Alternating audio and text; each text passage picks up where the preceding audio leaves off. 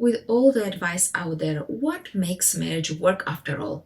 We'll take it from the long-term studies conducted by Gottman Institute that you might also know intuitively based on what brings life to you and your relationship. According to John and Julie Gottman's research on more than 3,000 couples spanning over 50 years, there are 7 principles they have identified as ingredients for this. Here's what they state.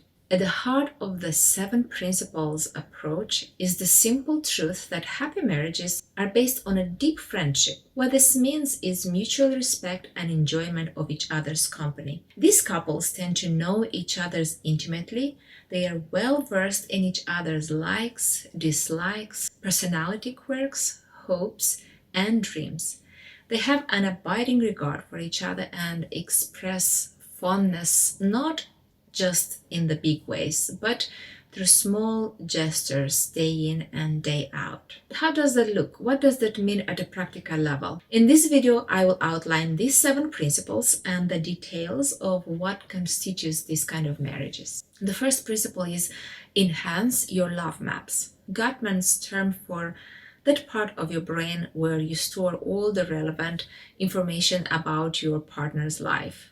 Emotionally intelligent couples are intimately familiar with each other's world. They know each other's life's goals, worries, and hopes. From this knowledge springs not only love, but the fortitude to weather marital storms. And if you don't really know someone, how can you truly love them? Studies show that couples who have detailed love maps of each other's world are far better prepared to cope with stressful events and conflict. So how can you enhance that? Ask open-ended questions to yourself and to your spouse. Talk about your triumphs and strivings, injuries and healing, yours and their emotional world, yours and their mission and legacy. Who do you want to become? But love maps are only a first step. Couples build and enhance them in more ways. One way comes in the second principle, which is nurture your fondness and admiration for each other. How can any friendship be without this? It can't. These are 2 crucial elements of the friendship at the core of any rewarding, long-lasting romance. And fondness and admiration can be fragile unless you remain aware of their importance. Simply by reminding yourself of your spouse's positive qualities, even as you are aware of their flaws, you can prevent a happy marriage from deteriorating. The reason is that fondness and admiration are antidotes for contempt. If you maintain a sense of respect for your spouse, you are less likely to act with disregard and disgust when you disagree with each other. Without the fundamental belief that your spouse is worthy of honor and respect, where is the basis for any kind of rewarding relationship? The best advice to build these elements is to learn to cherish your partner. How often do you think with joy about your partner when you are apart? Or do you reflect with pride on his or her many wonderful traits? Such thoughts comprise cherishing. Principle number 3, turn towards each other instead of away. These so-called bids for connections are bids for each other's attention, affection, humor, and support. This can be a minor asking for a hug or a significant asking for help for one's aging parents. Simple things such as making a comment about something and the other person responding as opposed to being too distracted or just ignoring you. These are the money in your love bank account, and they build up savings. Interestingly, the statistics of this study on newlyweds in their 6th year showed that couples who ended up divorcing turn towards each other for connection on average 33% of the time, as opposed to 86% among those in lasting happy marriages. There are 2 reasons why these attempts fail. When a bid for connection is wrapped in anger or other negative emotions. For example, why is it so hard to put your plate away when you're done? The bid is please take your plate to the sink, but it's wrapped in criticism, so it might not be heard.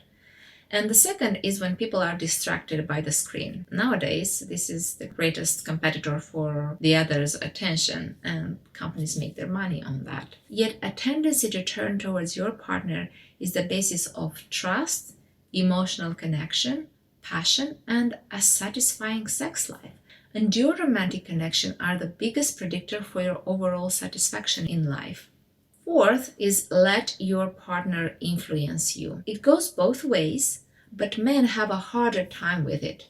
Statistically speaking, when a man is not willing to share power with his partner, there is an 81% chance that this marriage will self-destruct. John Gottman states that obviously it takes two to make or break a marriage. So we're not singling out men here. It's certainly just as important for wives to treat their husbands with honor and respect. But my data indicates that the vast majority of wives, even in unstable marriages, already do that. Wives let their husbands influence their decision making by taking their opinions and feelings into account. Too often, men do not return the favor. Rather than acknowledging his wife's feelings, this kind of husband is using the four horsemen to drown her out, to obliterate her point of view. Even if the husband doesn't react this way very often, there is still an 81% chance that he's damaging the relationship. Wow. Besides, research shows that a husband who can accept influence from his wife also tends to be an outstanding father. He is familiar with his children's world, their friends, and their fears. So the key here is to learn to accept influence and to learn to yield in order to win.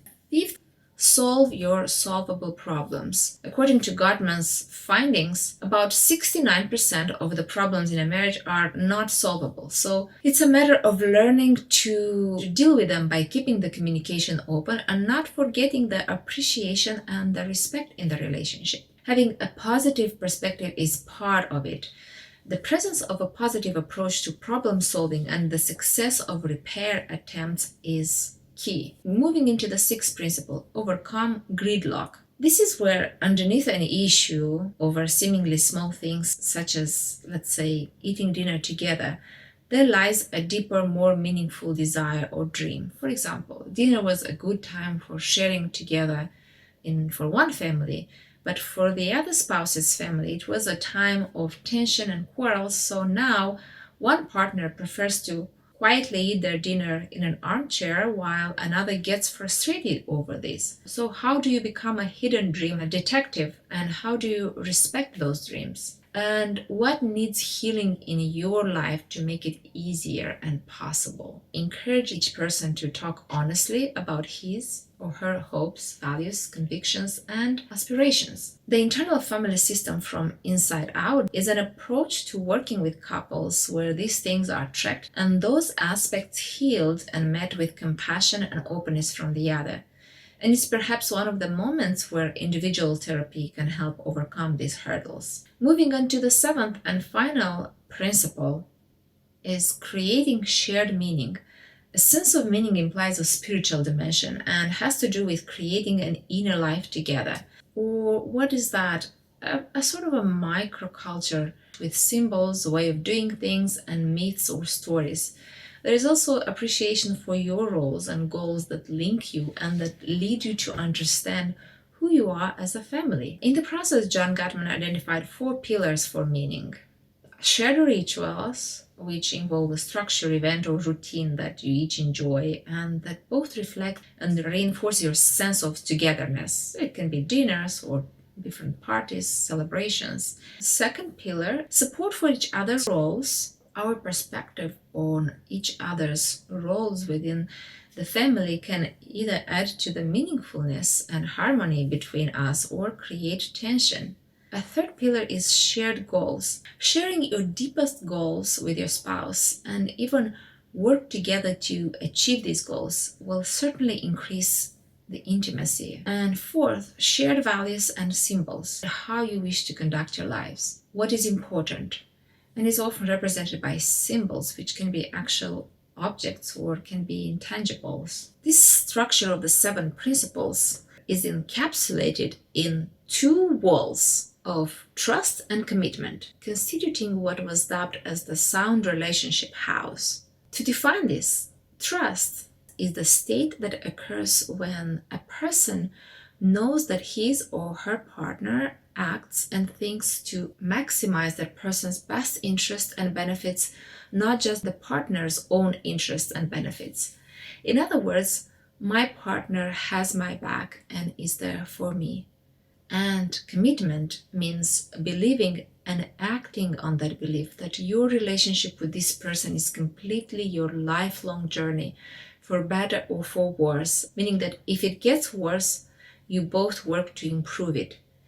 It implies cherishing your partner's positive qualities and nurturing gratitude by comparing the partner favorably with real or imagined others, rather than trashing the partner by magnifying their negative qualities and nurturing resentment by comparing unfavorably with real or imagined others. This is big, and this is the secret weapon of happy couples. Rediscovering and reinvigorating friendship doesn't prevent couples from arguing, but it does give them the secret weapon that ensures their quarrels don't get out of hand. Attunement to each other is a key skill in building this. Thank you for watching this. If you find this useful, please share and subscribe for more, and take care of yourself.